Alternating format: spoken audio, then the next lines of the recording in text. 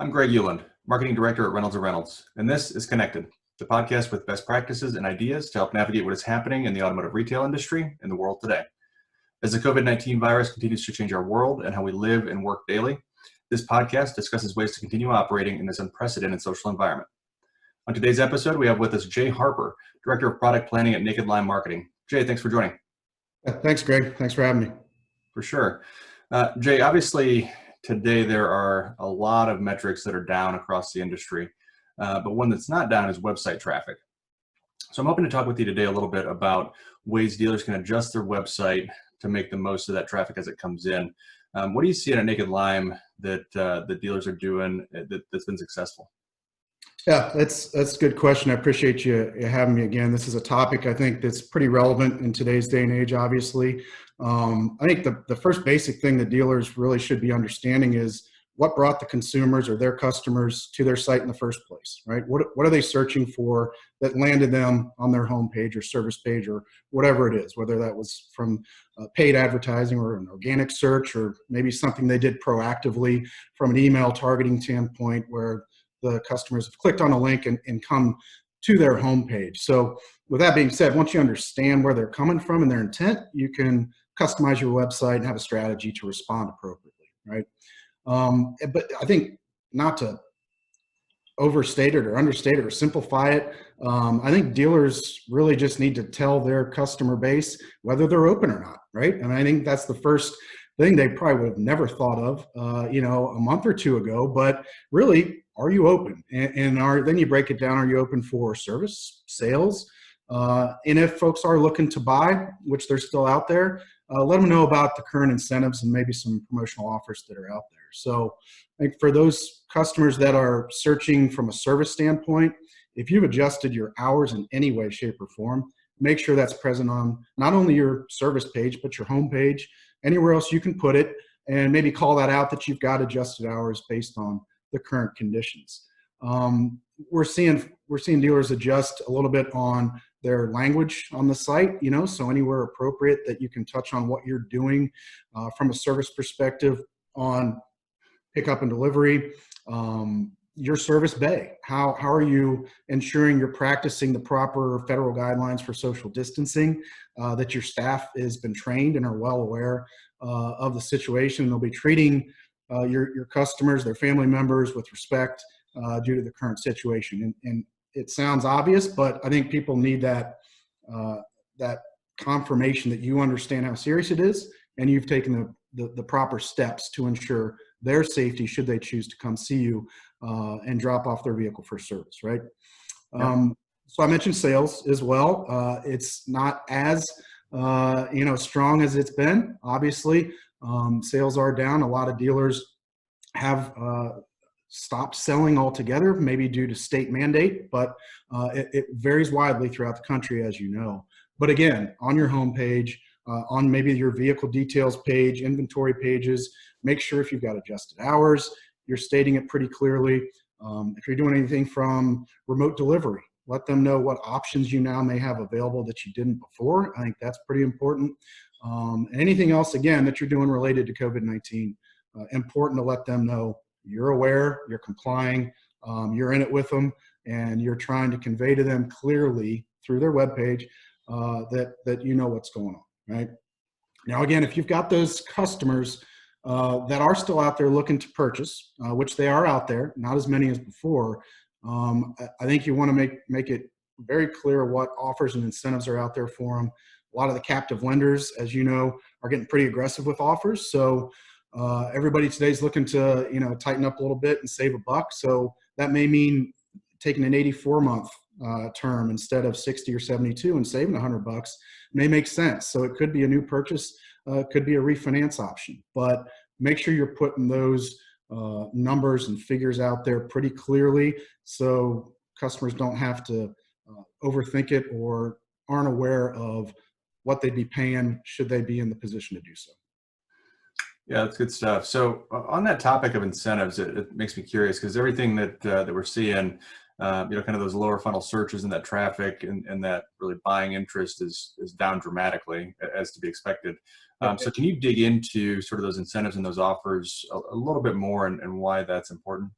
Well, like we said, it is down. However, they're out there. So if somebody has come to your website, whether it's your homepage or specifically maybe your VDP page, your vehicle details page, they're there for probably one of two reasons, right? They either really need a vehicle for whatever the case may be, or they're well aware of this may be the time to strike, meaning there are really good deals out there to be had if you're in a financial position or you're ready to purchase, right? So if you've already got them at that VDP page, boy, you better make it really clear what's available for them.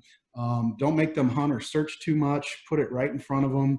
And now just maybe a good time to do a little bit of an audit on your VDP pages and make sure you're presenting the information that's desired from the potential buyer out there as clearly and concisely as can be. So it's going to sound pretty obvious, right? But there's maybe 5 to 7 really easy things that should be done, I think, if you're going to present that information, right? You got to have pictures, obviously. You want to have videos. You want to have the details, right? You're on the vehicle details page, sounds obvious. And don't try to get too much on there, right? There's so many details that can be put out there. You see a lot of mistakes made sometimes. It's just so much overwhelming information.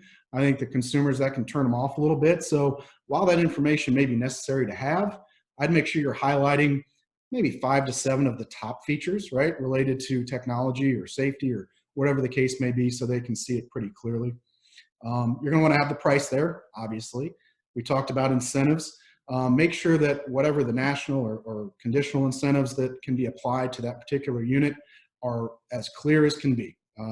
Consumers are looking for transparency these days. They don't want, click here to see the offer, click here to see the price, call us for.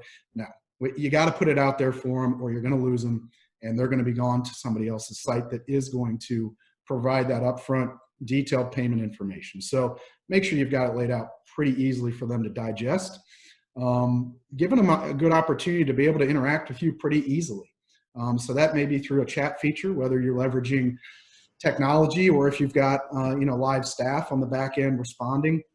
Make it really easy for them if they've got additional questions or inquiries, just to have that back and forth. And again, crisp, clear, high-level information is really what I'm seeing those that are putting successful pages out there be with their consumers these days. Good stuff. Good stuff. Jay, what else are you seeing? I guess I'm curious. Just other maybe best practices across the board that the dealers that you work with or the team works with are seeing. That's a really good question, Greg, a relevant one, particularly with what's going on, because we are all isolated, right? We are all, literally, the country is on shutdown, and we're all sort of in this together. And you pay attention to the news or social media, a lot of people are doing some very cool things to stay connected and really bringing it back to a human level, right? Connecting, getting back to the basics. And dealers can do that pretty easily through their website, right? They have that opportunity, particularly through maybe just making a simple video, right? They can get out their phone, record themselves, and put it out there to connect with their community and their customer base. I think, as you're well aware, our Vice President and General Manager, Chris Walsh, just did this on Monday for the entire Naked Live agency. And it was, maybe a 3-minute video. He was out back in his backyard, and there he was for us to hear his guidance on, the current state of the business and how we should be communicating with our dealers. But really what he was doing was connecting with all of us on a human level, right? And he was letting us know that we're in it with him, he's in it with us, we're all in this together, and that he's here for us. And I thought that was, a really wise decision for him, probably to listen to his wife to make that video. But nonetheless, dealers can do the same thing, right? They can be out front of the community, let them know they're there for them, they understand what they're going through, they're in it with them, and connect that way. I think it's important, particularly now, to do so. Yeah, that makes a lot of sense. It's a simple thing, but it is really powerful. Yeah. Well, Jay, I really appreciate you taking the time to chat for a little bit today. While we're here and have the audience, anything else you want to touch on, or anything else you want to say?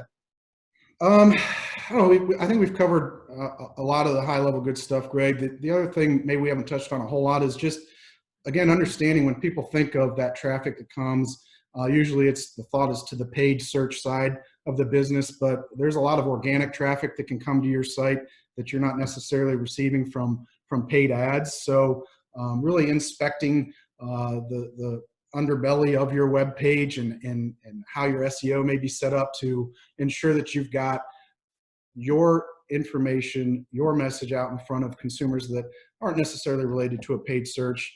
This will help you tailor, again, your web page and your presence to your community, to those that are coming to see you. And again, that'll just help you connect with everybody and stay in it together, because that's what we're all doing right now. Great. All right. Well, Jay, thanks again for hopping on. I really do appreciate it. Yeah, no, thanks for your time, Greg. I appreciate it. Yeah. This has been Connected. Stay safe, and we'll see you on the next episode.